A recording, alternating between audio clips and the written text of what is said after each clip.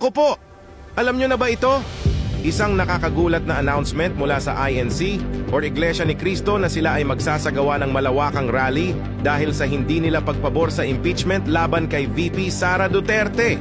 Bihirang-bihira natin marinig or mabalitaan man lang na sila ay lumalahok sa mga ganitong sitwasyon.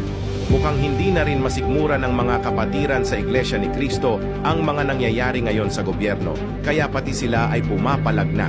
Paano na lang kung sumabay pa ang KOJC ni Pastor Quibuloy, tiyak aapaw ang mga kalsada partikular sa EDSA. Narito ang official na announcement ating pakinggan at panoorin. O, ito na po. Kami po ni Nelson tumanggap po ng bilin O, bilang mga kaanib po sa Iglesia ni Cristo at sa atin hong mga kababayan. Dahil po dyan, mga kababayan at mga kapatid sa Iglesia, ang mga kapatid po sa Iglesia ay naghahanda, Nelson. Ulitin ko po ang mga kapatid po sa Iglesia ay naghahanda na magsagawa po ng rally.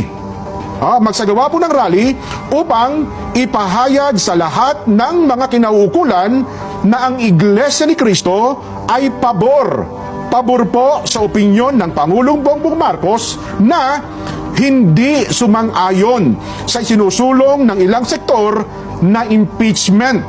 Dahil maraming problema ang ating bansa na dapat pong unahin ng ating pamahalaan.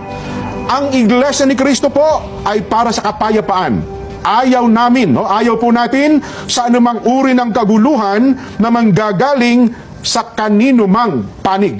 Ngayon pa lamang po, mga kababayan, ay nag-uorganisa na po ang mga lokal sa buong iglesia para magkaroon ng mga malalaking pagtitipon. Nelson, para ipakita po at ipahayag, ito pong binabanggit namin, na pabor kami sa opinyon ng Pangulong Bongbong Marcos na no to impeachment. Dahil ang dami ng problema ng bansa, hindi ba? Ang dapat po nating unahin, ang problema ng bansa na mas malaki. Yes. Hindi po ang impeachment. At dapat maintindihan nyo rin na ito ay para sa kapayapaan.